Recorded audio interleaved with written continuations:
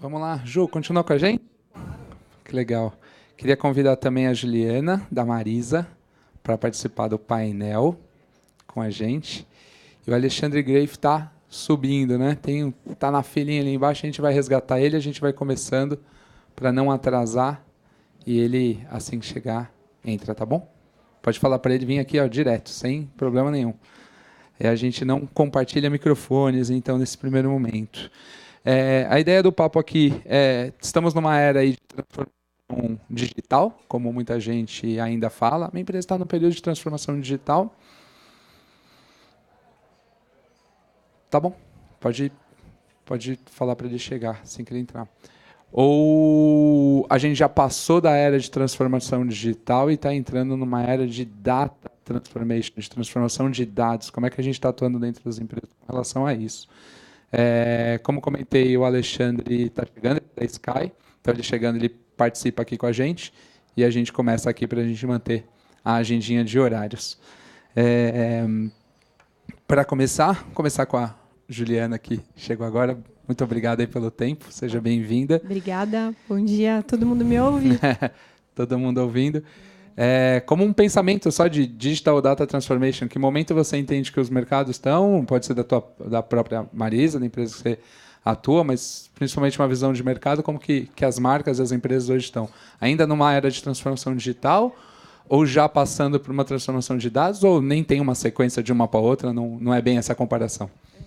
Eu acho que assim, se a gente for falar como um todo, esse mercado, essa digitalização dos negócios, e aí não tem como a gente falar que todos estão no mesmo patamar. Então, assim, o que a gente vê? O mundo digital vem, né, como uma tendência forte, já vem acontecendo, cada mercado reagindo de uma maneira, e aí a gente vê que esse lance do digital puxa a transformação dos dados, né? No mundo que a gente vê que, dentro de um ambiente, quando a gente tende a pensar, é digital, é a internet, a gente esquece que o mundo físico está se digitalizando. Isso é mais difícil para a gente entender no dia a dia. Então, hoje em dia, quando câmera de segurança instalada pelas comunidades dentro de bairros viram inteligência para a polícia capturar e tornar aquela região mais segura, isso também, por exemplo, é uma digitalização. E aí, quando a gente vai para o mundo do business, né, quando a gente fala em fazer mais dinheiro, o ambiente digital ele permite você traquear melhor, né, entender caminho a caminho do que o seu usuário faz. E aí, quando a gente começa a ter essa possibilidade, qual que é o grande problema? O mundo se torna muito mais competitivo, você tem mais informação para trabalhar. Então, quando a gente fala de data transformation, nada mais é que você ser mais eficiente sob o ponto de vista de dados. Então, a Júlia fala bastante dos algoritmos, então tem tudo a ver. Você vai ter um mar de informação ali à sua disposição. Você precisa ser mais eficiente no que você busca lá. Então, para mim, respondendo essa pergunta, é um movimento contínuo onde o digital puxa a transformação de dados. E aí, eu vou dar um exemplo do varejo onde eu estou. Aliás, na verdade, assim, para vocês entenderem como é distinto. Eu comecei numa multinacional que está dentro da indústria, dentro de uma estrutura de supply chain. Lá, você ser data-driven é muito mais fácil. Uma área de planejamento, uma área de manufatura. E hoje eu estou na outra ponta, que é o varejo, trabalhando na parte de marketing de dados. Então, assim, existe uma transformação também desse mercado do varejo, que era uma coisa menos refinada do que a indústria, que está se transformando, porque o varejo tem margens menores de trabalho. Então, a data information lá, a informação de dados é ainda mais relevante. Então, está no outro patamar. Está no outro patamar. O marketing também está no outro patamar quando comparado ao supply chain. Então, não tem uma resposta óbvia, só que um puxa o outro. Muito bom. Como é que você entende esse mundo? Você está hoje numa empresa que é nativa, aí, né? Digital, dados, esse é o teu dia a dia. Mas trazendo isso para o mercado, como é que você vê não só os seus competidores, mas a indústria em si, como é que ela está atuando nisso? É exatamente isso. Uma coisa puxa a outra, as duas caminham de mãos dadas. O iFood realmente nasceu já digital e agora está se tornando data-driven, mas isso, é claro, não seria possível se a tecnologia não tivesse evoluído muito nesse aspecto. Então, a internet das coisas está aí para que a gente possa ter toda vez mais informação de mais lugares e O barateamento do armazenamento dessas informações faz com que tudo seja possível, assim como o barateamento do processamento. Quer dizer, eu estava até lembrando com um antigo colega agora, 2 anos atrás, quando eu entrei no iFood, eu tinha um computador que era bastante poderoso, com 8 GB de memória RAM, e eu tinha que baixar os dados num CSV do nosso banco de dados, deixar ele rodando na minha máquina até o dia seguinte. Cara, 2 anos atrás eu me sinto uma Neandertal só de lembrar disso. Quer dizer, 2019, quem é que não processa dados na nuvem? Hoje eu tenho um computador ainda mais potente, mas que não faz nada no processamento dele, porque eu plugo tudo do meu data lake na AWS e faço tudo acontecer lá. Mas isso só é possível porque todo o resto ficou muito barato e a gente, de fato, consegue extrair esses dados agora, porque isso também é mais barato. Esse mundo digital, dados, marketing, comunicação, principalmente nessa relação com o consumidor final, ele acabou instigando todo mundo a olhar mais para os dados, né? Porque quando você fala mundo online, mundo offline, no mundo online você consegue rastrear exatamente tudo que você faz. E aí as pessoas começam a, tudo bem, isso no online, isso no meu site, na porta da minha loja, né? E aí você comentou, putz, hoje é câmera, é Wi-Fi, tem uma série de beacons, não pegou direito, mas beacons e tantos outros, uma série de fontes de dados que você consegue trazer isso para o teu dia a dia. Essa transformação tá no externo, está no offline, essa transformação também. Acho que o pessoal está pensando no varejo, na rua, né? O pessoal da Eixo fala muito que são uma empresa fora do ar-condicionado, uma empresa do asfalto, né? No asfalto a gente está colhendo muitos dados também, trabalhando eles. Eu acho que essa questão do varejo físico em si está um passo atrás do digital, né? Da internet. E aí a gente, óbvio, que caminha para esse olhar. E aí o grande desafio, né, o Denis acompanha um pouco do trabalho que a gente vem fazendo, é a viabilização de tudo isso, né? Porque alguns serviços já estão sendo muito mais viáveis, mais baratos, mais acessíveis, uma questão de armazenamentos. Outros serviços a gente não tem essa possibilidade. Então, a gente vem de um jeito bastante perspicaz, né, trabalhando com parceiros que têm esse outro olhar. Então, hoje em dia, as soluções precisam ser mais acessíveis, elas precisam ser mais baratas, né, e elas precisam ser mais rápidas de serem implementadas.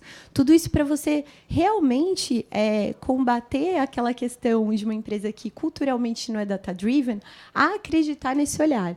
Então, o varejo físico, e aí acho que tem exemplos, né? Você pega o Magazine Luiza, que isso vem na cultura da empresa e veio se desenvolvendo, então, óbvio que vai estar um pouco mais à frente. Agora, outro tipo de varejo que não tenha tanto esse olhar, é óbvio que a gente está nesse passo atrás, mas com uma vontade muito grande, né, de fazer acontecer essa digitalização no ponto de venda, né, para você começar a colher cada vez mais insumos ali para transformar em negócio. Eu acho que até um pouco mais, na verdade. Quer dizer, as empresas estão usando dados com... A gente está falando de cultura data-driven, está esquecendo que indicativos básicos das empresas, tipo vendas e o que quer que seja, também é usar dados para crescer. Exato. Mas eu acho que cada vez mais as empresas estão surfando a onda do data-driven também nesse aspecto de... E por que não usar os dados para melhorar toda a operação das empresas? Então, cada vez mais aparece... A Amazon é um grande exemplo disso, de como automatizar o controle de estoque, controle de caixa e tudo mais. Então, só vejo vantagens e acho que ainda tem muito potencial nesse aspecto. É bem, o dia a dia é bem bacana, né? O consumidor, na verdade, ele muda, né? Hoje ele está dentro da loja, já viu, todo mundo aqui acho que já fez isso, viu alguém fazendo, você está dentro da loja com uma peça de roupa na mão, com um produto na mão, um celular, um produto um pouco mais caros. Tá saindo? Oi, faltou. Um produto, de repente, de mais alto valor, consultando no Google o preço, às vezes, da mesma loja e decidindo se vai comprar ali ou se vai comprar online. Compra online e retira na loja, compra no app, em 2 horas está liberado, a pessoa dá uma volta no shopping e volta na mesma loja. Então ele tem um cross aqui, né? Aquele funilzinho básico, marketing que todo mundo aprendeu e já trabalhou e montou réguas em cima disso. Ele está meio maluco, ele está, ao mesmo tempo, às vezes o cara está dentro da loja e comprando, já vi algumas lojas assim, comprando na loja fisicamente, mas que vai entregar na tua casa no dia seguinte, porque a entrega e o delivery é depois. Esse consumidor, o quanto ele dita essa transformação da empresa, as empresas trabalham olhando para ele, quando ela coloca, né, muitas empresas, o consumidor aqui está no centro. Quanto ele dita aí essa transformação dentro da empresa, nas áreas, nos produtos. Porque, ao mesmo tempo, a gente ainda vê as empresas num paralelo, né? Tem o cara responsável, estrutura de banco, a gente está num banco aqui, vou falar baixinho, a gente tem o que é responsável por investimento, aqui tem o responsável por crédito, aqui tem o responsável por conta corrente. O cara está no produto, como é que ele tem o cliente de fato no centro? Como que é essa bagunça? Eu acho que essa questão dessa mudança da jornada do cliente, né? A gente fala muito, né? Tudo remete à nova jornada do consumidor, novo jeito de consumir. Eu acho que no final, eu falo muito isso, né? Dentro da Marisa, que a gente tem tanto a área de CRM quanto a área de pesquisa de mercado unificada na nossa estrutura. E aí, quando a gente simplifica esse olhar, é tudo em torno da conveniência para o cliente. Então, assim, tudo tem que se resumir à conveniência. Então, hoje, o dado ele tem que nos ajudar a ter essa resposta. Qual é o caminho que vai dar uma melhor experiência para o cliente, que vai dar menos fricção para o cliente? E, assim, isso é um grande desafio dentro das empresas, né? A gente lá dentro tem que né? A gente tem que se transformar. Então, por exemplo, o jeito que antes o CRM trabalhava, a comunicação trabalhava e o marketing digital trabalhava, já não é mais o mesmo. E aí a gente fala assim, é uma mudança que há tempos vocês estão discutindo. Não, é uma mudança recente, porque essa jornada está sobrepondo a maneira que as empresas se estruturavam internamente. Então, se você não tem esse olhar, se você não se volta para dentro e refaz esses combinados para se organizar sob o ponto de vista do cliente e não da sua estrutura, você acaba ficando muito para trás. Fato. E é visível hoje dentro das empresas que as estruturas às vezes não estão alinhadas, né? Você participa às vezes de algumas reuniões que 18 áreas envolvidas para tomar a decisão de um UX do aplicativo, de um site, ou até de uma mudança de logística na sua estrutura para uma entrega diferente para o cliente. Como implementar, né, essa cultura, essa mudança diretamente, como conseguir budget e tempo das pessoas dentro da empresa para essa transformação digital, né? Muitas vezes a gente conversa com pessoas e fala assim, cara, eu sei o que eu tenho que fazer, mas eu tenho dinheiro para fazer isso. Eu não consegui convencer para o budget de 2020, eu já estou prevendo alguma coisa. Como é esse papo interno? Assim? Como é que é esse dia a dia de você ir lá e falar, me dá aqui 50 mil que eu vou desenvolver um algoritmo novo, que eu vou testar uma coisa nova que talvez te dê resultado, né? Porque a busca pelo ROI ela é óbvia, tá todo mundo lá para isso, mas não necessariamente ele vai vir. Como que é essa busca por aprovações e budgets internos? Vou dar meu exemplo, que realmente é isso que a gente passa no dia a dia. É um caminho, são vários caminhos, tá? Eu optei por seguir por esse. A gente começou... Bom, de novo, a empresa que eu trabalho hoje, né, eu trabalho nas lojas Marisa, ela não vem dessa cultura. Então, quando há 2 anos atrás eu entrei na empresa, a gente começou a se estruturar com coisas bastante óbvias, né? E é assim, o que a Júlia fala. A gente precisa ter aquele arroz com feijão bem feito em termos de indicadores, em termos de número e até em termos de acompanhamento, né? Porque não adianta você ter um indicador muito bem colocado que não atende ao negócio. Tira esse indicador de lado, né? Se as pessoas não olham pelo menos uma vez por semana para aquele indicador, ele não é uma grande prioridade da empresa. Então, assim, tenta colocar um indicador que faça sentido para o negócio. E aí é um olhar quase de empatia que a gente tem que ter, porque cada empresa vai ter um olhar mais crítico para alguma etapa, né? E aí a gente buscou entender o que a empresa, né, no meu caso, o que a Marisa mais sentia carência de ter e de enxergar, né? E óbvio que eu puxei sob o ponto de vista do cliente, né? Eu sou do CRM e acabei puxando por lá.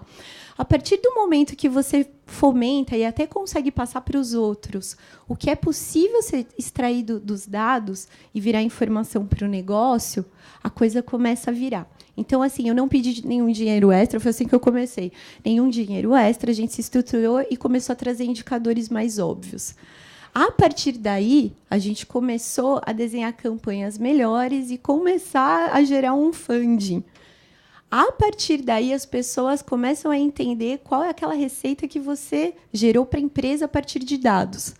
A partir daí, no outro ano, seu orçamento aumenta. É impressionante como esse flow dá certo. A partir do momento que seu funding aumenta, seu orçamento está dado, você tira uma parte desse dinheiro e você aloca para projetos que você acredita que vão gerar. E aí, de novo, gente, é uma questão de empatia.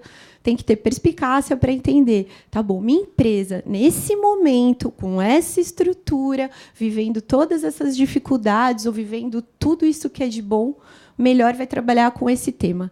E é a partir daí que a gente busca parceiros que viabilizem isso. E aí faz um piloto, mostra para a empresa. Deu resultado, o que vai acontecer? Esse ciclo positivo, né? E mais apostas vêm e você consegue emplacar. Agora, em contrapartida, se não emplacar, vai ser bem mais difícil conquistar de novo. Então, também tem esse desafio de fazer a escolha certa nesses momentos de piloto.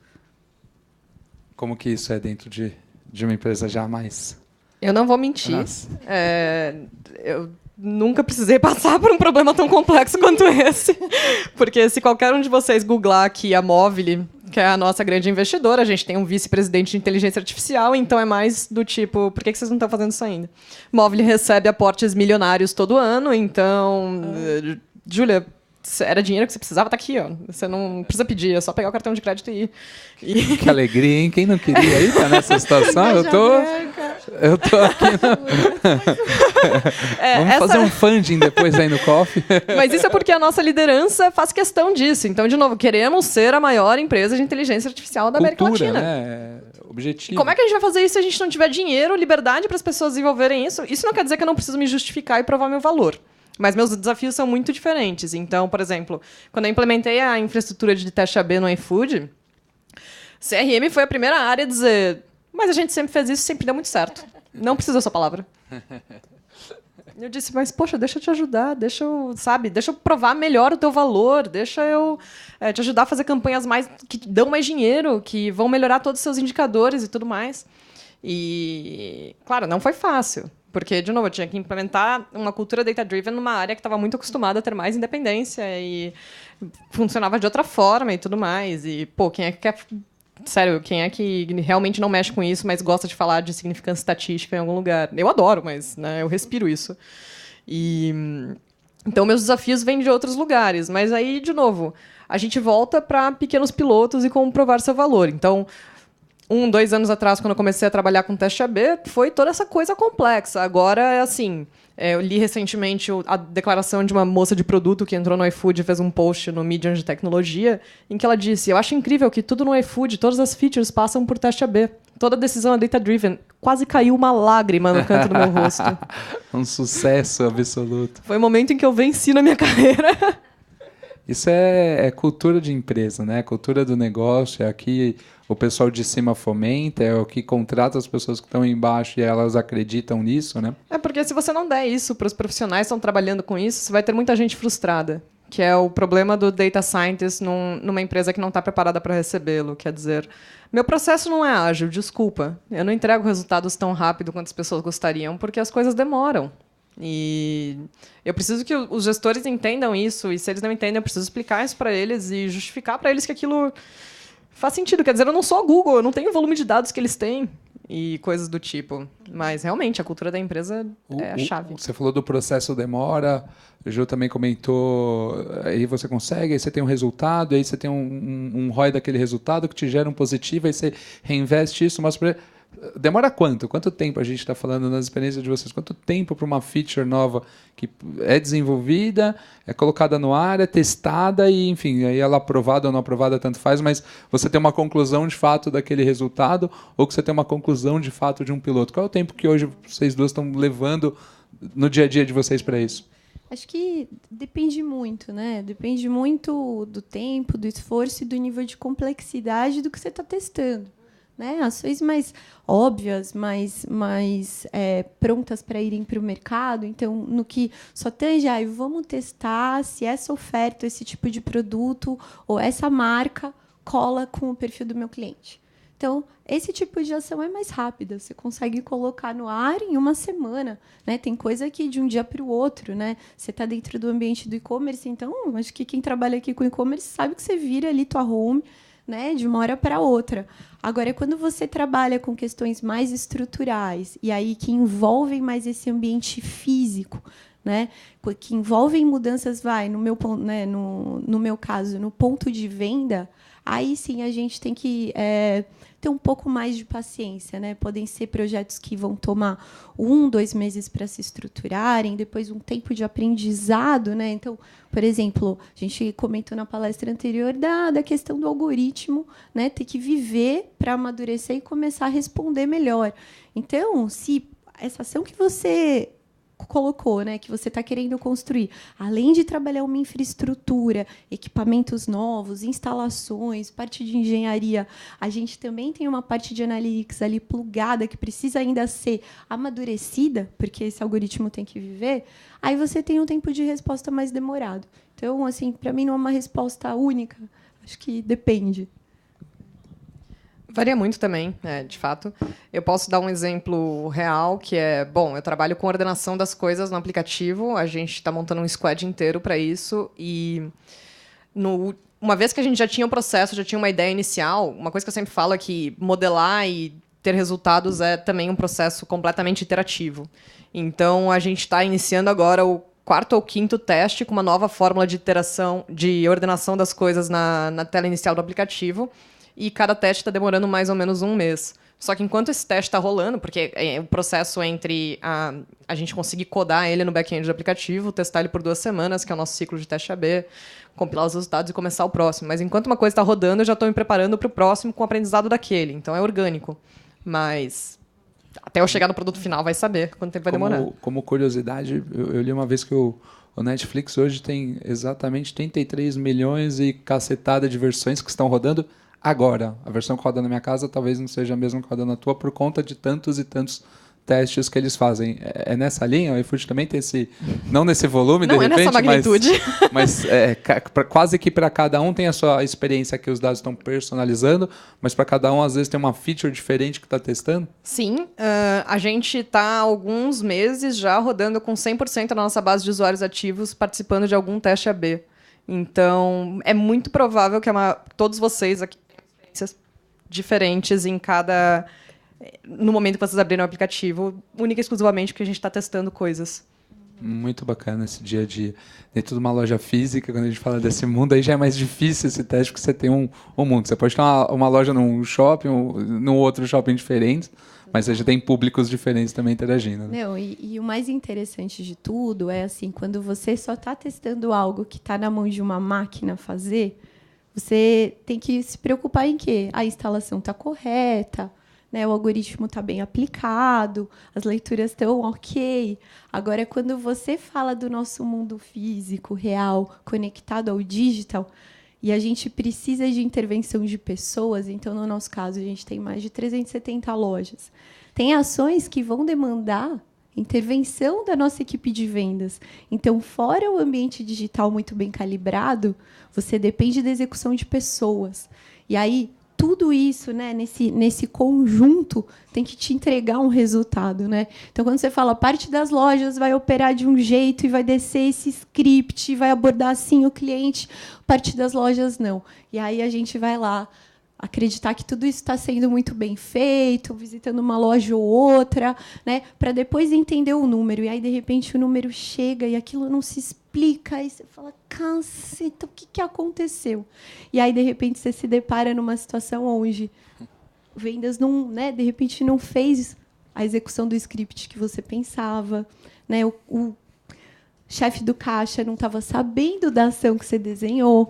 Então, assim, tem um lado muito, muito massa da gente estar testando, da gente, né, vamos fazer teste AB, vamos ter esse laboratório constante entrando, mas o que eu acho legal também a gente ter a consciência é que muitas vezes os testes falham. Falham tanto pela parte matemática da coisa, quanto pela parte humana. E é isso que, assim, a gente não pode parar e não pode se deixar não mover por esse tipo de coisa. Frustrar, né? Frustrar Exato. O time, frustrar a equipe, frustrar quem estava esperando um resultado positivo, né? Exatamente. Não veio, retreina o pessoal, desce de novo os testes, vamos insistir, porque é esse o caminho. E aí é essa cultura que a gente tenta imprimir. Eu acho que isso não pode ser visto como um empecilho. Eu passei por uma situação real dessa logo quando eu implementei o sistema de teste AB, que a equipe de produto começou a testar várias coisas. Claro, eles foram as pessoas que mais gostaram daquilo na face da Terra. na ideia. Na prática, eles detestaram. Porque eles diziam coisas do tipo, seremos muito disruptivos. A gente vai trocar a cor desse botão de cinza para vermelho e a conversão vai aumentar 3 pontos percentuais. E aí a gente falou, show, vamos testar. Não aconteceu nada. E aí o cara trocou a cor do botão, foi ainda mais disruptivo. Foi verde. Nada.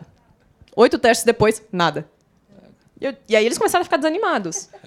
E eu fiquei desanimada em troca, porque eu queria que eles tivessem resultados que eu precisava provar que minha plataforma funcionava, né? E eles começaram a trucar a minha plataforma. Disseram, não, você tá errada. Você fez merda. Tem um monte de guru por aí no digital, todo mundo já viu, um monte de YouTube, os caras, não, vai mudar. E aí que dão algumas teorias do tipo, o botão de venda tem que ser verde, o outro tem que ser azul, a cor de fundo tem que ser mais branca, essa tem que ser mais escura. Toda vez que eu vejo isso, entendo que deve ter, né, acontecido ali um volume de testes de uma experiência que ele teve que resultou para aquilo, mas não existe receita de bolo, né? Cara, tem que cada caso, cada empresa, cada conjunto de clientes, não tem receita de bolo nessa história, né? O lance pra gente foi mudar o mindset. Foi tipo, seja realmente disruptivo, faça uma coisa completamente diferente na experiência desse botão. Sei lá, bota um emoji. Faz ele dançar Macarena. Faz um GIF. I don't care. Só que faz alguma coisa que realmente muda. Porque a gente não tá no ponto... O iFood, honestamente, não tá no ponto que mudar a cor de um botão vai resolver a conversão. Não somos uma empresa dessas ainda. A gente precisa fazer coisas muito incríveis na nossa interface. E a gente, com todo esse tamanho, ainda não consegue garantir que a gente entrega na casa do cara a comida que ele pediu no tempo esperado, do jeito que ele gostaria. Então, que é o básico do serviço, para depois ir pro disruptivo. Né? A gente não consegue ter 100% de garantia nesse aspecto. Então, definitivamente, não é a cor do botão que vai melhorar a nossa experiência. Tem uma história que fala um pouco disso, de frustração. Há algum tempo atrás, eu trabalhava na Sunset, na agência, e o nosso cliente era a P&G. Vou dar os nomes aqui, porque acho que não tem nenhum tipo de problema. E a gente tinha aquela famosa campanha do caminhão do Faustão, que virou avião do Faustão, acho que bastante gente conhece ali, onde você tinha várias marcas que você cadastrava ali no site, cada vez que você cadastrava um produto da P&G, não importava de qual marca, você tinha lá uma chance de ganhar vários prêmios. Eu lembro que em uma das edições os prêmios eram, acho que era R$1 milhão, não, acho que eram R$500 mil, uma casa e um carro. E o time criativo da agência estava viajando assim, lindamente. Isso é um sonho, né? A promoção entrega o sonho. Quem não tem o sonho de ter sua casa própria? Quem não tem o sonho de ter seu carro próprio? Quem não tem o sonho de ter 500 pau na conta? Assim, são sonhos. E todas as peças, os criativos, a porra toda lá era feita com isso, com esse sonho. E quando a gente rodava a campanha, a gente falava, cara, mas a gente não está chegando no resultado que a gente projetou com dados. A gente não está chegando lá. E a campanha chama Avião no Faustão, né? Põe o Faustão. Tipo, continua rodando tudo isso, que é a nossa crença, mas cria um enxoval, vamos dizer assim, de criativos com o Faustão, fazendo um joinha, tanto faz qual é aí o que está acordado com ele que pode usar. E, de repente, estourou de resultado. E a gente tinha checkpoints semanais de dados, de o que está acontecendo, o que a gente tem que direcionar. Dados, nessa época, já estava brifando criação. E na primeira semana, depois que a gente testou lá o Faustão, o time, assim... Faustão, agora a gente quer Faustão muda a cor do fundo, muda a posição dele, sorrindo, não sorrindo, tanto faz, a gente só quer Faustão. Não, pelo amor de Deus, né? Como é? Eu vou criar uma campanha. Eu tenho um Faustão, né? Você tem sonhos para vender. A gente falou, então, mas quem está vendendo é o Faustão. Os sonhos, o pessoal está acreditando muito. Então, esse teste AB ficava, né? A gente, na época, na nossa população, era 90% a gente chamava ali de peça campeã, era aquele enxoval que mais dava resultado, e 10% do dinheiro ia para o teste. E eu confesso para vocês que a gente passou o resto da promoção, quase 3 meses, tentando ganhar do Faustão. E a gente tentou, viu? De todas as formas e não conseguia ganhar do Faustão. É tão criativo, de repente... O ponto da história e dos testes é também levar para o quanto isso frustra, às vezes, a equipe, que você não chega no resultado que você quer, cara, ou da forma que você quer. Você precisa entender que isso é parte do processo e que se inventar e reinventar é o que precisa acontecer. E aí, de novo, o lance das startups, das empresas de tecnologia, de ser muito ágil nisso. É frustrante? É frustrante, mas vamos ser mais inovadores, mais disruptivos, mais tudo. Que quanto mais maluca a ideia aparecer, mais eu gosto. Não, e é muito interessante isso, né? Porque você realmente precisa usar. Assim, você vai fazer um teste AB, você pode controlar o tamanho que você vai mandar de audiência para cada um dos testes. Pega essa pequena parte e usa. Faz uma coisa muito diferente. Então, vou dar um exemplo aqui meu. A gente queria muito fazer uma ação para clientes que estavam afastados da marca, né? E aí, eu virei e falei, gente, a pessoa se afastou por algum motivo que eu não sei qual é, e agora a gente não vai conseguir entender por pesquisa o que foi. Não tinha base no atendimento para saber se foi algum problema sério de atendimento. A gente falou, meu, vamos arriscar. E aí a gente falou assim, meu, vamos dar um presente para ela, vamos falar assim para a cliente, ó, vem aqui na loja, se você vier, você pode consumir R$50, sem qualquer mínimo de compra. Cara, o VP de venda só faltou me matar. Ele olhou para mim e falou, você é louca? Ela vai vir aqui, vai comprar uma peça de roupa e vai embora. Eu falei, não, eu olhei aqui, o bolso dessa cliente é bom. Né? Ela tem bolso. Quando ela vem com uma compra de... Estou chutando aqui, tá, gente? R$300. Então, você está confiante na tua coleção? Está confiante que tua loja está organizada? Está confiante que a gente vai converter essa mulher? Aí todo mundo me olhou aqui, ó, pá! Falei, estamos confiantes ou não estamos confiantes? Você está comigo ou tá com os caras? Então, assim, estamos confiantes. Então, nós vamos mandar para a parte do público isso. Sem medo, porque nossa loja vai fazer ela comprar mais. O que aconteceu? Ela comprou mais. Claro. E aí o pessoal falou, nossa, veio. Teve gente que veio, comprou R$50? Gente, teve, óbvio. Né? Mas na massa... Cara, o meu ticket médio foi lá para a lua, porque eu me preocupei em olhar quem tinha um bom bolso. É óbvio que eu não vou dar R$50 de presente para qualquer cliente. A gente tem que saber olhar a nossa base de dados, a gente tem que saber qual pergunta a gente faz para a base de dados. Sabendo a pergunta, geralmente a resposta vem. E aí você vai ampliando essa audiência. Hoje em dia ninguém tem medo. Ninguém tem medo. Eu vou lá Vale mais a pena dar 10% para uma base de ticket médio de 300, que são 30, ou falar que ele tem 50 para gastar? O que é mais impactante até para a comunicação e aí depois mensurar a ROI? Exatamente. Um excelente então, ponto. É por aí. Não tenham medo de usar para uma audiência pequena. Desde que o teste seja controlado para o público certinho, né? Exatamente. Não vão abrir, né, ambiente controlado, pequenas audiências e sabendo o que vocês estão fazendo. Exato, muito bom. Se alguém tiver perguntas, diferente do primeiro painel que a gente deixou para o final, nessa segunda etapa, estamos da metade aqui para o final. Se alguém tiver perguntas, se quiser levantar a mão, fica à vontade que a gente já vai atendendo. Vocês estavam falando, estavam me lembrando de uma outra ação, levando para o botão e testes e tudo mais. Uma outra ação específica, numa campanha, o pessoal estava... Como a gente engajar, né, clientes em promoção, de novo, no ambiente digital. E tinha o tal do botão do cadastre, participe, o normal. E a gente identificou num cluster muito próximo de todo mundo que estava se cadastrando, existia uma correlação muito grande com religião. E a gente falou, caramba, não dá para trabalhar religião numa promoção de produto que está na TV, assim, não tem muito a ver, né? E aí o pessoal de dados, nosso time lá de dados, levantava e falava, cara, você precisa usar isso de alguma forma. Isso ia para o pessoal de negócio, para o pessoal criativo. E em determinado momento, um deles teve uma sacada de o botão, de vez de chamar cadastre-se ou participe da promoção, ele pegou como se fosse uma tag cloud de listening daquele público, simples como isso num social listening, e várias palavras que apareciam assim, eu acredito, agora é minha vez, hoje é meu dia de sorte, tinha umas coisas meio, hoje eu estou abençoado. Então eles pegaram essas palavras e colocaram no botão. Então, de vez o botão chamar cadastre-se, o botão chamava hoje é meu dia.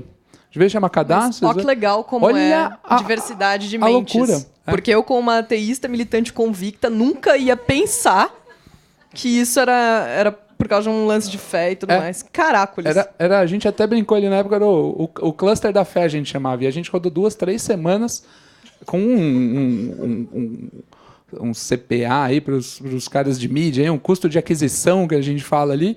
É muito abaixo, mas assim, 80% abaixo do custo que a gente tinha. Tudo bem, são 2-3 semanas, depois aquilo foi voltando ao normal, vai virando paisagem, a gente tenta, você ganha mais um pouquinho e passa. Mas o quanto diversidade, olhar os dados e criativamente, você falou do teu grupo de controle, vamos ser maluco, mas com cuidado, né? Beber com moderação, vamos ser maluco, mas com moderação.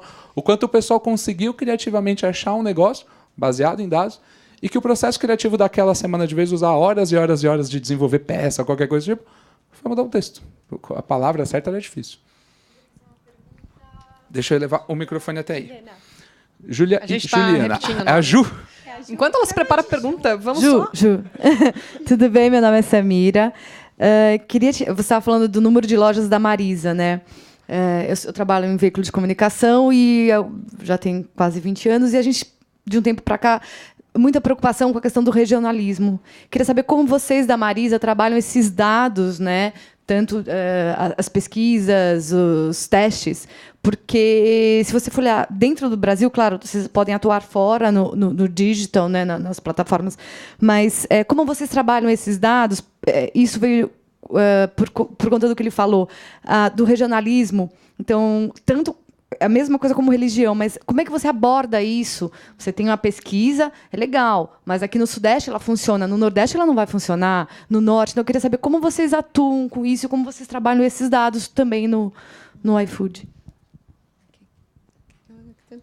Pode começar. Tá bom.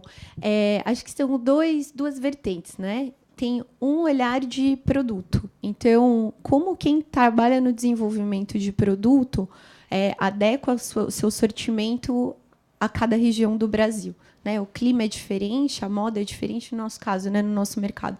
A moda é diferente, o tipo de consumo é diferente. Então, tem um trabalho de dados que já está estruturado nesse olhar. E depois tem um segundo olhar da sua pergunta, que é o olhar da comunicação. Como é que eu desço esse tom correto para cada mercado, né? E aí, quando a gente fala de canais mais massivos, então, a gente vai para a TV. Não tem como fazer isso, né? É o tom da marca ali sendo impresso dentro de um propósito. Quando a gente vai para canais que são possíveis de segmentação, hoje a gente sabe que a gente tem que trabalhar nesse olhar. A gente ainda não trabalha. A gente trabalha muito mais o tom do cliente na relação com a marca, né, do que, de repente, usar no Nordeste alguma palavra, estou dando um exemplo, né, alguma palavra que funcione melhor, usar cores mais vivas e por aí vai. Mas a gente sabe que isso é uma riqueza, é algo que está lá no nosso pipeline de teste para testar, né, que com certeza deve trazer algum tipo de incremental, mas a gente ainda não está fazendo nada nesse sentido. Não só nos regionais, mas às vezes dentro do próprio São Paulo, estamos aqui em São Paulo, você tem às vezes lojas premium ou lugares que a tua marca está mais premium, lugares que a tua marca estão mais populares e talvez a linguagem pode variar, às vezes na mesma cidade, né? Como que o iFood trabalha essa questão de regionalização? Queria dizer que sim, infelizmente não.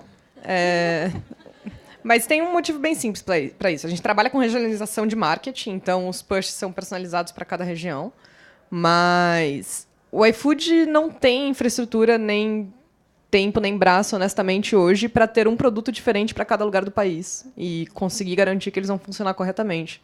Então, dito isso, todos os nossos testes e todos os nossos produtos são feitos pensando no Brasil como um todo. E aí entra um ponto muito importante do teste AB, que é o porquê que eu não posso usar São Paulo como uma cidade base para representar o Brasil inteiro. E coisas do tipo. Eu não posso tomar decisões baseadas em pequenos lugares. Eu preciso fazer uma coisa que realmente represente o Brasil. Muito bom. Tem mais alguma pergunta? Aqui. Vou até aí. Tô achando o máximo o painel do Roda Viva aqui. Enquanto eu falo, as coisas vão aparecendo ali.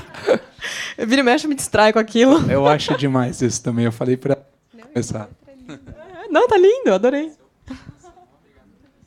Bom dia, meu nome é Gustavo. Não vou pedir cupom, mas... Fique de olho no seu celular. Na verdade, assim, a minha dúvida, acho que vocês até comentaram um pouco, mas hoje acho que muitas empresas ainda têm aquela área de BI tradicional, formada, né, e não deram esse passo ainda, né, olhando para dados, parar de olhar em retrovisor e seguir em frente, né? E eu queria saber, não sei se é mais o caso da Marisa, porque...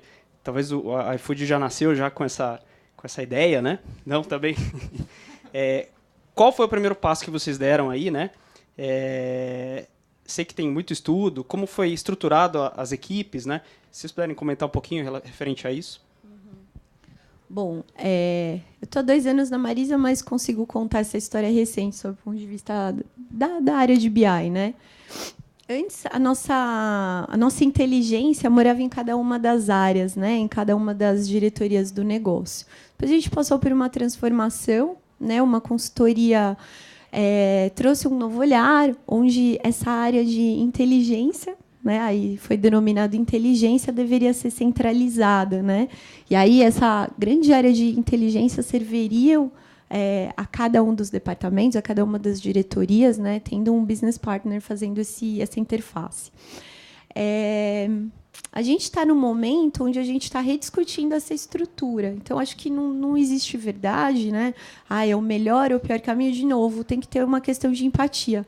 Óbvio que tem que ter uma estrutura core de inteligência, né? Essas pessoas têm que ser treinadas, elas têm que ter equipamentos diferenciados, elas têm skills assim, que são dessa área, mas, ao mesmo tempo, a gente não está pensando se não pode existir uma mescla, né? Então, uma parte é core, vai ficar ali, e parte dessa inteligência vai morar em cada área. Então, isso está em transformação, isso está em discussão, né? E é nesse caminho que a gente está seguindo. Deu certo, continua. Não deu certo, vamos repensar.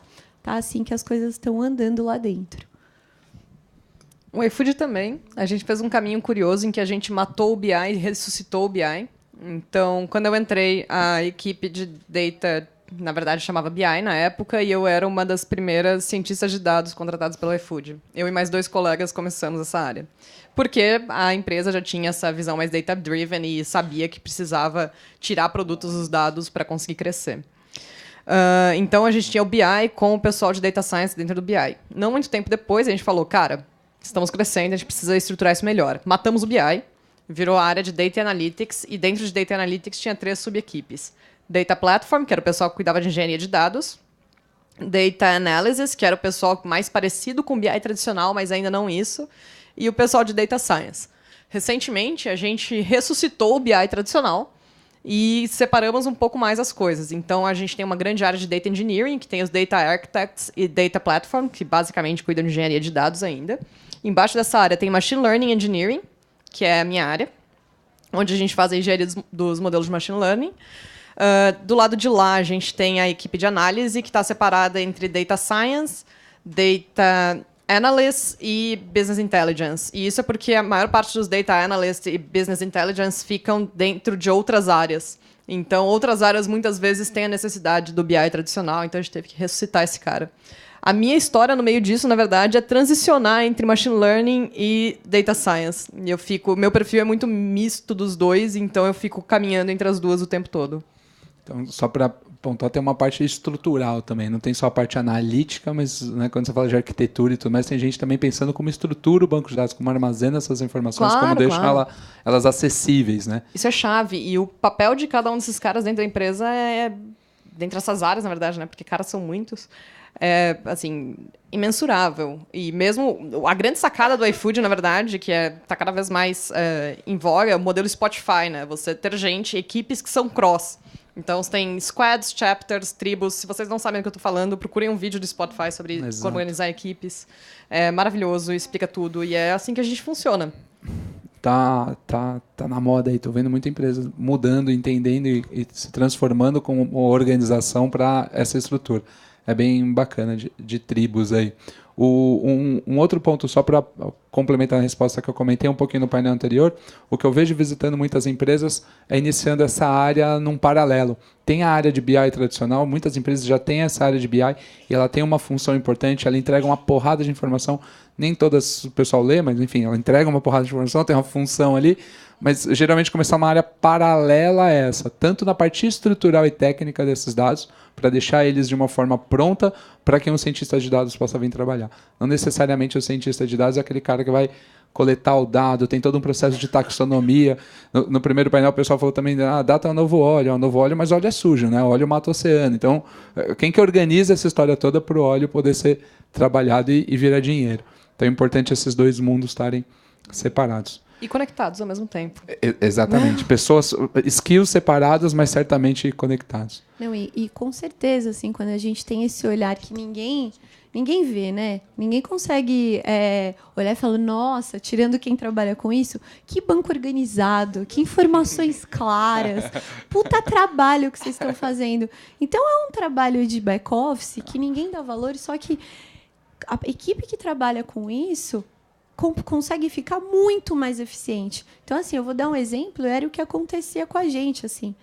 Uma equipe de 10, metade do tempo dessa equipe era para tratar dados. A outra metade só era para fazer a inteligência dos dados. Então, a partir do momento que você já limpou seus dados e você tem esse trabalho bem feito, a tua eficiência de análise, de poder gerar valor ao negócio, dobra. E essa é a grande dificuldade hoje da alta liderança entender, porque são investimentos altos, né? Não são investimentos simples, são projetos que algumas vezes demandam meses e anos, né? Só que é algo que é hard, que custa, mas que precisa ser feito, porque o benefício para o negócio é algo... Ou você vai ter o dobro da equipe do que você precisava e metade vai continuar no dia a dia trabalhando dado. Né? É uma escolha. Pagar a hora caríssima de um cientista de dados para ele ficar lá cruzando e limpando base também. É uma escolha. Né? Exatamente. Tem um quadrinho sobre isso do XKCD, na verdade, que são dois caras que estão brincando de guerra de espada no escritório. E aí os caras dizem, volta a trabalhar! E eles, o código está compilando. A minha é, o código tá treinando. É isso. É bem isso mesmo. Deixa eu apresentar para todo mundo aqui, Alexandre Greif. Pegou um trânsito no elevador aí. e vou te colocar já numa bucha, assim. A gente está aqui, né? Conhece já aqui o estilo, o coração aberto, falando das nossas dores do dia a dia, de como passar aí por essa transformação. Dores e alegrias do nosso dia a dia, vitórias do nosso dia a dia. De como passar por essa transformação digital. E uma coisa importante quando a gente fala de se transformar digitalmente são os nossos parceiros, se a gente está falando de uma área de comunicação, muita gente aqui de comunicação, são as nossas agências, são os veículos. Você que tem uma experiência muito grande nesse setor, como é que é fazer essa transformação? Quanto esses parceiros, veículos, agências estão instigando, estão puxando, estão freando isso, estão ajudando, estão atrapalhando? Como é que é a relação entre parceiros? Porque não adianta você sozinho como uma área e dentro da empresa se ajudar, toda empresa tem seus parceiros, fornecedores e tudo mais. Fala um pouquinho da tua visão sobre isso. Eu vou dividir em 3. Em termos de perfil, eu acho que o cientista de dado ainda é uma teoria ainda como era o CRM há 15 anos atrás. A gente diz que é um pouco bullshit.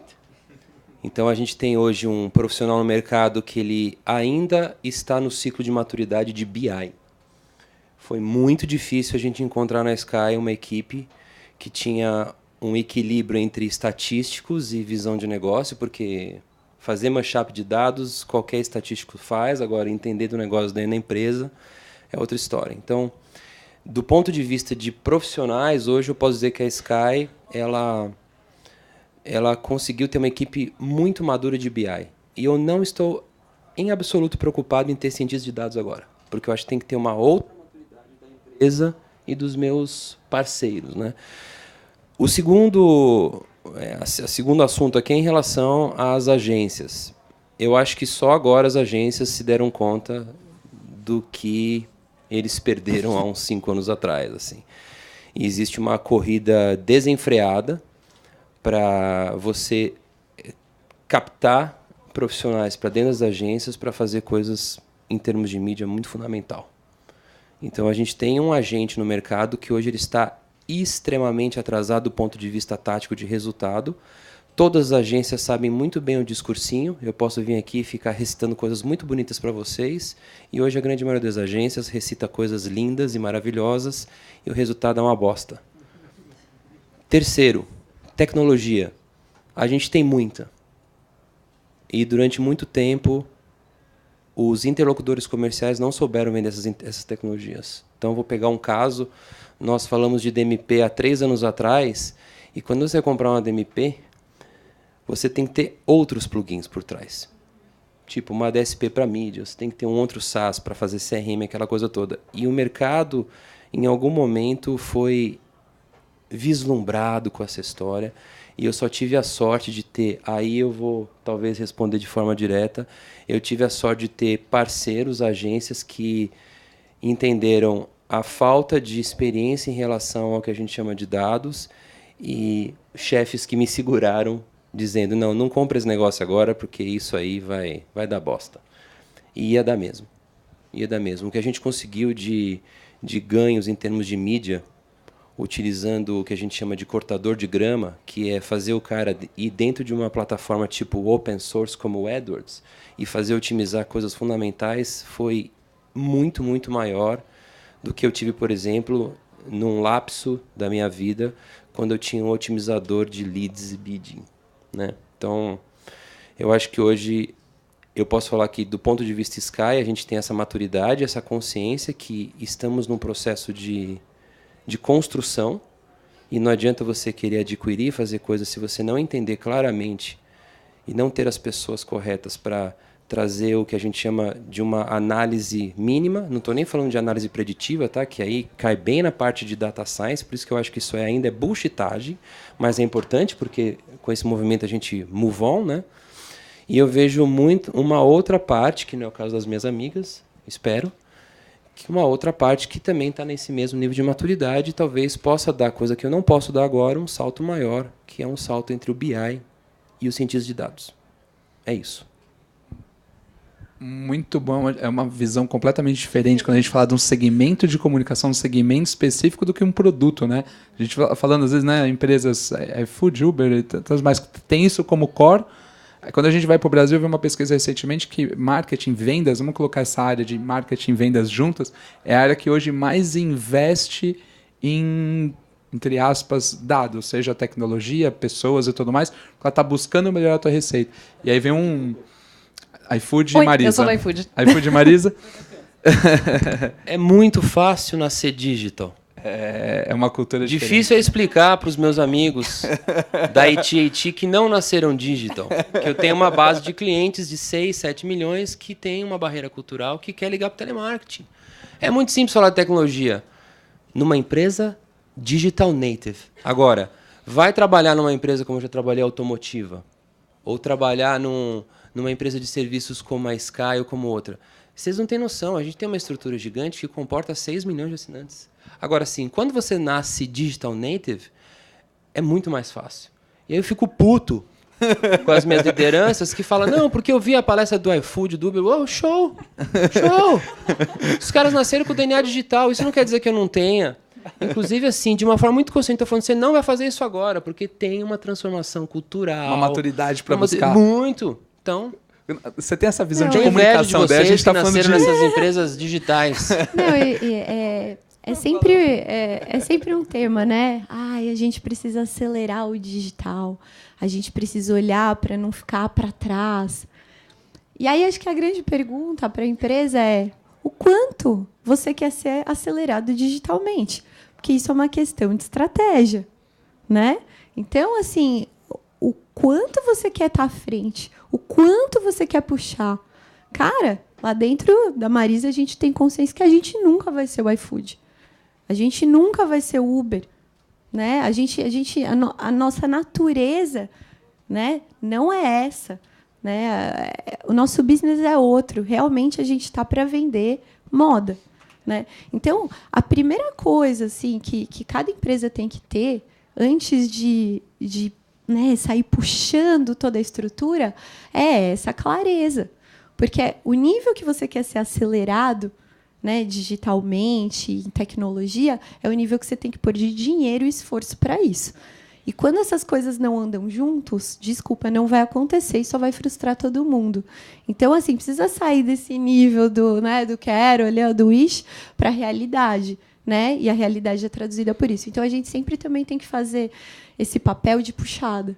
Né? Essa consciência de qual a maturidade Exato. que você como área, você como empresa está, para daí para o próximo passo, ela é super importante. Exato. Mesmo que vá contra o discurso moderno. Não, somos lá todos data science. Não, estamos no modelo de BI, quase maduro. Aí a gente vai discutir. A gente matou e ressuscitou. É um caminho. Ela estava comentando um pouquinho antes de chegar a isso. Ela falou, a gente matou a área de BI e depois ressuscitou ela diferente, porque senão a gente não conseguia fazer essa virada, né? É isso. E aí, quando você tem essa clareza, você posiciona e você tem consciência. Então, assim, puta, cara, eu nunca vou ser aquela tecnologicamente fodida, assim. Cara, mas eu vou fazer um trabalho muito bem feito. Né? O meu arroz-feijão vai ser o melhor arroz-feijão. O tempero vai ser o melhor tempero. E aí tudo certo. E aí só pegando e respondendo o ponto do Denis quanto à questão dos parceiros nesse processo de transformação e muito mais sob o olhar de marketing. Eu sou da área de marketing, então eu só vou trazer um pouco esse outro olhar para com os parceiros. Né? Por muito tempo vem essa coisa, puta, a gente quer ter uma agência 360, cuidando da marca, ela vai fazer tanto o branding quanto a parte de performance. Olha, eu vou dar a minha experiência e até agora isso é super teórico, tá? Pelo menos de onde eu vim, assim, saí da indústria, fui para venda direta, trabalhei com cosméticos e agora eu estou no varejo de moda. A gente nunca conseguiu ter essa centralização e quem fazia não fazia bem em todas as partes. Então, hoje, como é que a Marisa opera? A gente tem a agência da marca, né, que é a África, super conhecida, e aí a gente tem uma agência que cuida da parte de mídia performance do e-commerce. E aí, o grande desafio hoje é a gente não brigar entre as agências, né? E a gente ter a clareza, e eu não sei, assim, para quem é da área, isso é muito claro, a gente até faz essa risada interna. Eu não sei o quanto todo mundo tem conhecimento disso, principalmente as grandes lideranças. Porque esse mercado digital é muito novo. As pessoas não entendem como essa coisa acontece. É abstrato, é tipo química, né? Que você falava, não, essa combinação dá isso. Então, é um pouco também no nosso papel no dia a dia estar levando esse ponto e se estruturando. Então, de novo, como eu comentei, a gente tem um desafio de unir a área de comunicação com a área de marketing digital com a área de CRM. Cada um pensando, né, em campanhas com objetivos distintas. E hoje, a gente, com 2 agências operando esses tipos, são 3 campanhas distintas, são 2 parceiros envolvidos só nessa construção. Então, gente, é muita conversa e é muita comunicação. E assim, é uma conversa fundamentada, né? Então, você traz desde a teoria do marketing, que você tem que trazer awareness para depois convencer, para depois trazer para um funil de conversão, sendo muito, né, sucinta aqui na coisa, e como a gente se estrutura dentro dessa lógica. Porque não é só combinar um jogo por combinar qualquer coisa. Pô, tem que fazer sentido o que você está combinando, né? Então, essas conversas que vão desde uma parte mais filosófica, mais, né, das teorias do marketing, até a implementação disso. Mantendo na linha do marketing, da comunicação, a gente falou um pouquinho da estrutura e falou das agências, que é a nossa, né, para quem é o dono da marca, do produto, é a nossa extensão ali, é quem está pensando junto com a gente a marca. E os veículos, eles estão apresentando plataformas que trazem dados, obviamente, que vão melhorar o teu negócio, ou eles estão querendo tomar mais um pedaço forte do seu share of wallet ali, vendendo a qualquer preço suas soluções? Assim, o que eu gosto do Data Summit é a sinceridade, né? A gente teve no primeiro e aqui também. Todo mundo sentindo a isso. Como é que é o veículo assim, tá nesse contexto? O problema do veículo é o BV. Então, o que acontece?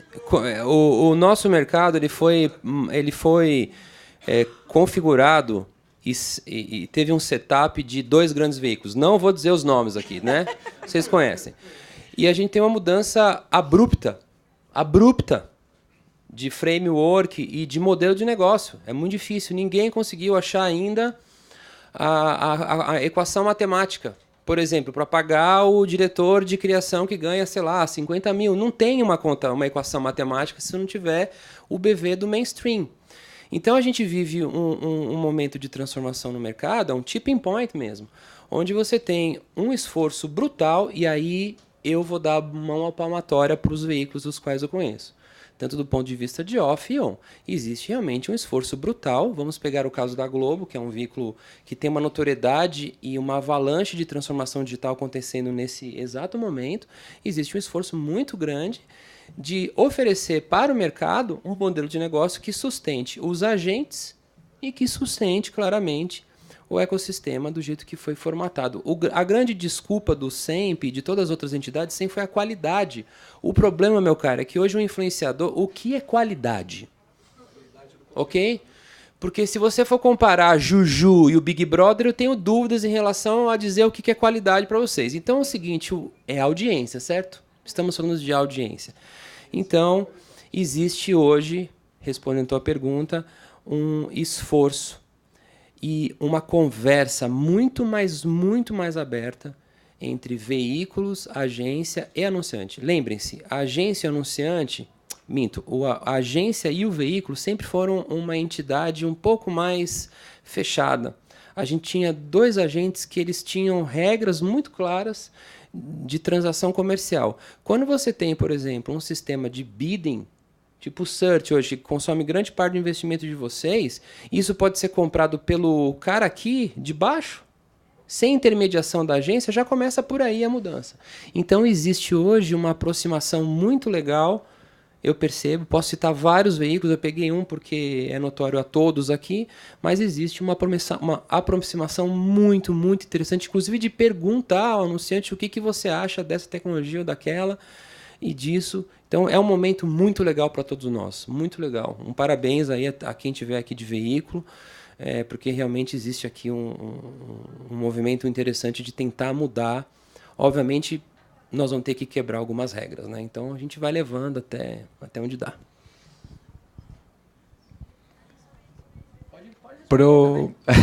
Eu nem sei se eu tenho que comentar sobre veículos. Quer dizer... No teu dia a dia não envolve diretamente isso, né? Não.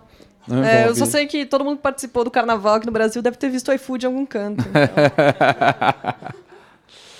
Você quer comentar alguma coisa disso, Gil? Não, assim, a única coisa que eu acho interessante e aí não vou falar de TV, assim, mas falando de canal, aproximação e até o desafio de empresas como o Facebook fazem pra gente, assim, né? Porque é muito doido quando eu viro e falo assim, olha, eu entendi que eu tenho esses clientes com esse benefício especial para eles. Acha esses clientes. Ele fala assim, beleza, eu até consigo achar esses clientes, mas assim, acredita em mim que eu tenho muito mais dado atitudinal, né? Que não é só a transação na sua empresa, não é só o cadastro desse cliente, mas o que ele está vendo, o que ele se interessa por, o que ele consome. E deixa que eu vou pegar essa sua oferta e mostrar para quem eu acho que faz sentido. E aí você fala, caraca, eu confio no Facebook, eu confio em mim. Cara, Facebook toda a vida. Então, é esse tipo de desafio, é esse tipo de coisa que a gente também começa a ouvir dos canais, e aí, né, tirando TV, tá, gente? Estou falando do Facebook, por exemplo. Então, isso também acaba dando uma chacoalhada na gente, entendeu? Porque aí, assim, o modelo que você criou, qual é o modelo do Face? Cara, o Facebook tem uma coisa que eu não tenho, que é dados do mundo inteiro. Eu, inclusive, particularmente, não tenho uma conta no Facebook tem 6, 7 anos por opção pessoal, porque eu não queria perder tempo com aquilo mais. Porque era... não chega perto de mim que eu também não tenho, né? Então... Não, tem um ponto que, assim, a gente precisa entender quais são os nossos limites. Tem um case que eu tô apresentando do iFood agora por aí, que é... A gente teve que treinar um modelo dentro de casa, e ao invés de treinar com o nosso processamento, nossa inteligência e tudo mais, a gente contratou o Google AutoML. Resolveu a nossa vida. A um custo bem baixo. E ele que fez o próprio treinamento do algoritmo. Os caras sabem tudo, cara. Eles são literalmente a biblioteca de Alexandria do mundo. Isso que você comentou é muito legal, porque a grande vou chamar a penetração de mercado desses players, ela veio de um processo educacional. É muito legal isso aí, porque a inovação e a educação ela sempre teve muito concentrada na agência, né, do ponto de vista de eu quero saber coisas novas, eu quero aprender atitudes de ruptura. E aí, quando o Google, Facebook e outras empresas vieram com essas tecnologias muito loucas, eles tiveram um cuidado de fazer o approach comercial deles um formato educacional. Então, vem aqui que eu vou te ensinar a fazer isso. Né? Vem aqui que eu vou dar um treinamento, vou te mostrar um relatório. Aí você fala, nossa, esse relatório é mágico. E eu teria pago, sei lá, para uma empresa de pesquisa milhões para fazer esse negócio. Então, eles tiveram uma sacada. É muito legal, que você fala, você percebe que não é um evento, vou te levar para Cannes. Não, é assim, vem aqui que eu vou te ensinar algo. E você sai realmente fritando e você fala, não, os caras sabem o que estão dizendo. Então é bem legal esse approach teu, é isso mesmo. Tem esse... Você não foi mesmo. É completamente diferente mesmo, né, o approach deles. Eu vou abrir para uma última pergunta e aí passo para o encerramento para a gente ir para o coffee. Diga lá. Essas últimas 2 semanas eu vi um lançamento do Google, não sei se todo mundo aqui viu o Stadia, né? E ontem eu assisti um pedaço do lançamento da Apple, que são 2 empresas data-driven, e elas não são digital, elas são o digital no conceito. Se você pegar uma Apple da vida, ela acumula uma quantidade de dados bestial que ela não faz, como o Google ou o Facebook não vende. E ela vem e me lança um produto como o Apple TV Plus e o Arcade, onde ela joga... Tá, você vai me pagar aqui uma mensalidade, eu te mostro tudo que você quer, sem anúncio. Como é que isso mexe com o mercado, as empresas e uma Marisa da vida que depende de anúncio, ou o iFood depende de anúncio, com uma Apple da vida, e aí vai vir a Google, que eu não vou me arriscar a dizer, mas ela vai lançar um serviço de streaming, a Amazon lançando o serviço de streaming, o que acontece? E aproveito a pergunta também para ir para uma frase final aí de todo mundo para a gente ir encerrando, tá bom? Quem quer começar? Essa tua preocupação... Não é...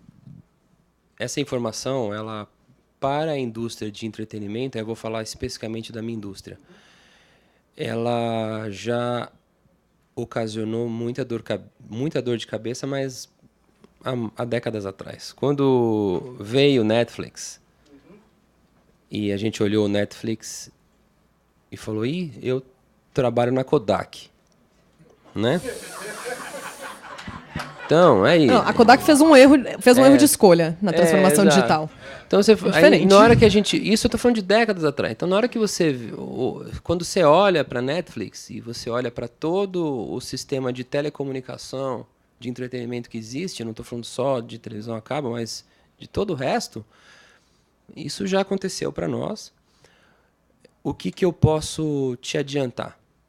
Primeiro, existe investimento e tecnologia para brigar por igual, no mesmo nível. Mas tem um tempo exato. Tem um momento, uma curva financeira muito importante que toda a indústria, de uma forma geral, tem que seguir para que você não bote em colapso tudo. Eu digo hoje que todos os players de entretenimento no mercado, de novo, estou sendo bem egoísta, falando só do meu mercado, mas todos os players de entretenimento de mercado já possuem conhecimento e investimento e hardware para, vamos atacar a Netflix. Só que assim, salvo engano, a Netflix não é uma empresa rentável ainda, certo? Ela é uma pioneira. Então a esperança que fica para mim, como diz um livro que se chama Os Originais, é que eu seja um bom colonizador. É um pouco o processo do que o Bill Gates fez com o Steve Jobs. Ele olhou e falou, nossa, isso é avant-première, mas eu vou democratizar de um jeito rentável. Eu vou fazer um spread dessa história. A Amazon, Google, a Disney com a Fox, todos esses têm...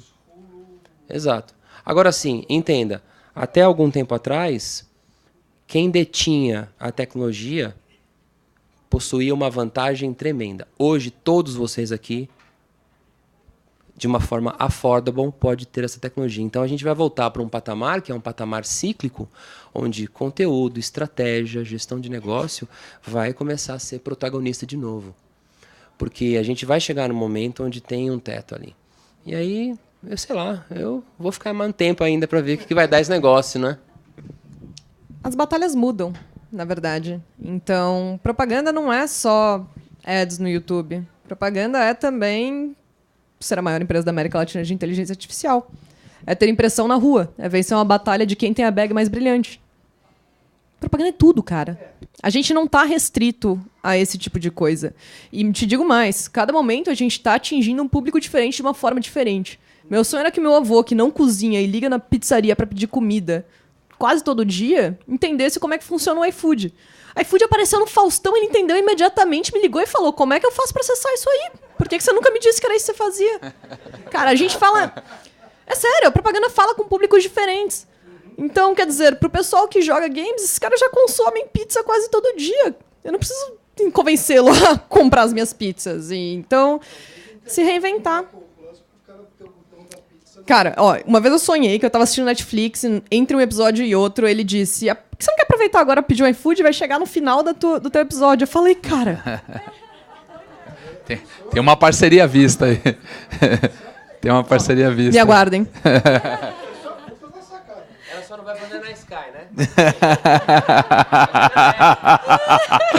Podia fazer na isso. Fazer na net. E ganha o cupom Marisa, né? Eu sou meio ermitão. Eu não tenho Facebook, eu não tenho TV. E eu sou uma pessoa horrível. Desculpa.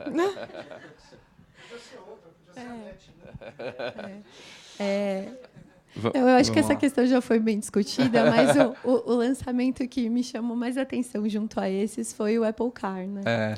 E aí, o Apple Car, assim, esse eu não tenho a menor dúvida que vai fazer muito barulho. Porque, por exemplo, além de todos os bancos, né? Então, vou dar um exemplo da Marisa. A gente hoje tem nosso cartão Private Label, né? Além da gente ter o nosso cartão Itaúcar.